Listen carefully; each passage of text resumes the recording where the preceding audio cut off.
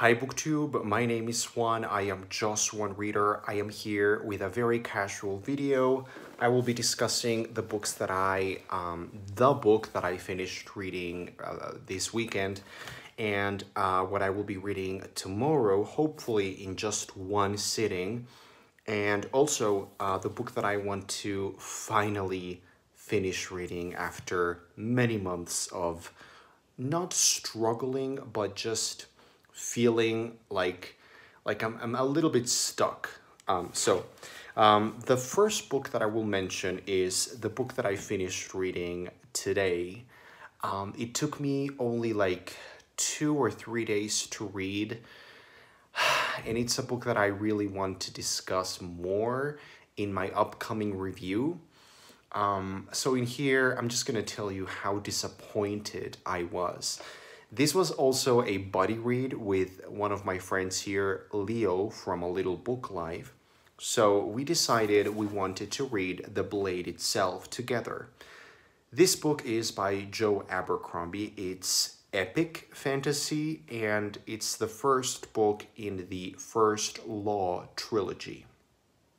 So basically what happened was I told Leo one day, like a couple of months ago, hey Leo, I really want to read something fun, fantasy, something escapist, something fun and just wonderful. And, you know, a good fantasy might be really worth picking up. So we started talking about some probable fantasy books that I could read, and this one came up, and I saw a lot of amazing reviews out there on BookTube and also on Goodreads, on Amazon, and elsewhere, and I was really convinced. I was persuaded, and I really thought this would be a great book for me. So this was just sad. This book is so sad. I am giving it 2 stars. I couldn't give it 1 star because I think Joe Abercrombie shows a lot of promise as an author. I actually feel a little tempted about picking up some of his future work, because I do think that his writing has something in there that makes it interesting. So essentially what this book is about is we follow a bunch of characters in a sort of fantasy, kind of medieval world. There's sort of political conflict and war. But, you know, here we come to my first problem with the book, which is there's no real story, and you can really tell that this book is lacking an interesting enough, like, driving force in terms of plot and story, because I couldn't really tell you what the real, like, story is about. I think that that's partly why I struggled so much with this book. Well, I didn't struggle. I'm gonna get to that later, but I didn't struggle with this book. I actually enjoyed how fast-paced and extremely readable it was. It was incredibly readable, but at the same time, it was so frustrating because it felt unsubstantial, inconsequential, and ultimately empty. It's a nothing book. It's a nothing book. The two things that I would say are positive are the characters, because I think some of the, not all of the characters, but some of the characters are potentially interesting, but I just didn't really care enough for them or about them. I sort of understood what Joe Abercrombie was trying to, how he was trying to make these characters appear interesting, but I was so frustrated with the actual getting to know them. But that was good. The characters at least were interesting. Second of all, and most importantly, I think the book is well written. I think Joe Abercrombie, as I said before, As an author, he shows some promise. His use of language is very good for the style that he's trying to create. He does it very successfully. What I mean by that is the book feels urgent, it feels action packed, even though nothing really important or substantial, in my opinion, was happening. I was always very compelled to continue reading, and the pages just flew by. And like I said, I read this book in like 2 or 3 days. It was very easy to read, and I think that's maybe one of the reasons why people really like this experience, because the experience itself is fun and it's easy to read, and it's easy to say, oh, this book was so readable, I ticked it off, like it accomplished, it was an achievement. However, for me at this point in my reading life, I thought that was not enough. Of course, I need something of substance, and I just didn't find it here. Of course, you can say, and I do say, that this is a matter of personal taste. It's subjective, of course. I know that many valuable readers out there have really loved this book and this trilogy overall, and they have seen many things in it that I didn't. I just thought it was a very, very, very boring, very readable, but extremely boring, frustrating book with no substance in it. And also, yes, the world building, the world, I don't care. I don't need to have fantasy books that feel super elaborate, like The Lord of the Rings, or, I don't need that. That's not my problem. My problem here was very basic. I could never even picture the world and the characters and the places, and there was like no visual, like, it's weird, it's contradictory, because in a way this book is very cinematic and it feels like a movie, but I think that's more because of the writing in terms of the sense of pace and urgency and the action. But in terms of really picturing and feeling the universe and the cultures and the fantasy elements here, like the magic and the people and the different, fantasy elements, I thought it was very hard to picture and see these things. So I don't think it was successful for me as a fantasy. For me, I know that many people will disagree with me, and that's perfectly fine. So in the end, of course, I said I wasn't going to review the book, and I realized now I just gave you my review, so this is my review of The Blade itself.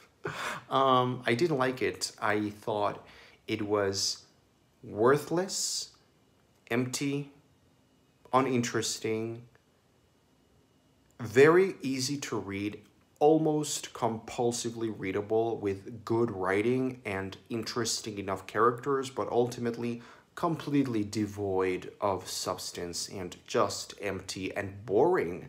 It was so boring, even though it was so fast-paced. That's a very weird thing for me to feel with a book. So I don't think I will be picking up the second book, but I might try it just to see if there is any evolution in terms of the story or the characters or the world. But in all honesty, I don't know. I feel like I should just probably go with Robin Hobb right here. I still have to read the Lifeship Traders and then the Tawny Man, two trilogies that I've heard nothing but amazing things about, and I already know Robin Hobb, and I know that her writing is a gazillion thousand times better than this. Not only the writing, but the actual world building and execution and characters and plot and everything. But, something that Robin Hobb didn't quite achieve in the Farseer books is the pacing. And here, Mr. Joe Abercrombie has good pacing. It's fun to read, but it's a nothing book. I would never recommend this book, even though I can recognize that it's a personal taste issue. I still don't think this book is worth it. So like I said, I body read this with Leo from A Little Book Live, and we haven't really discussed it in a lot of depth. We still have to really talk about it, but I have a feeling that he's going to have enjoyed it a lot more than me. Maybe that's because he is, as a fantasy reader, he is more experienced.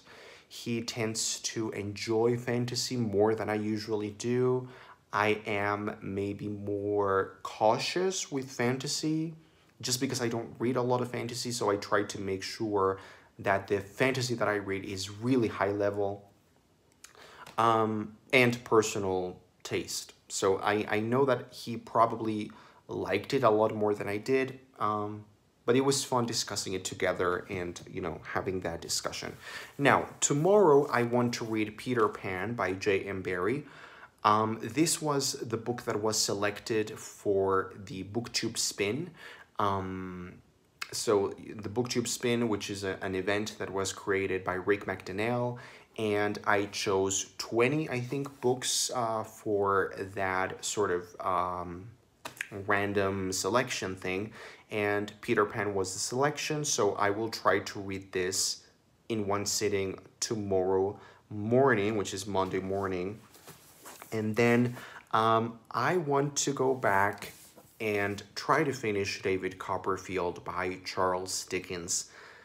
I realize now that I put this book down on page 490, which is roughly like the 50% mark. So I put this book down halfway through it many months ago, like many months ago. I can't even remember when was the last time that I picked this book up, and I feel ashamed. Shame. I feel so ashamed, not because I want to prove myself or need to prove myself. I feel really genuinely ashamed because I was loving this book. It was just one of those times, one of those moments where for some reason I had to put the book down and read something else and focus on something else, and life took a change, and I just sort of completely, I didn't forget about it, but I just went off in different directions, and now I realize that I want to finish this book for myself and for the joy of reading Dickens's style. This book is very long, and I don't know if I want to just read this book exclusively. Maybe I will read some other books while I make some progress with this. So that's my review of The Blade itself, and that's my reading update for today. Thank you very much for watching. If you have any recommendations for fun, good quality, high quality fantasy books, I would really appreciate that. Yeah, The Blade itself, I'm coming back to The Blade itself. I know. Hold on. The Blade itself, it wasn't terrible. It wasn't as bad as, like, Brandon Sanderson. It wasn't that bad, but it was just so inconsequential. I just put the book down when I was done, and I sort of thought about what I had read, and I realized nothing stuck, you know? And that's almost worse than Brandon Sanderson, which is like, ugh, just awful, you know? So anyway, thanks for watching. I'm Just One Reader. Now I need to go get some sleep. Thank you.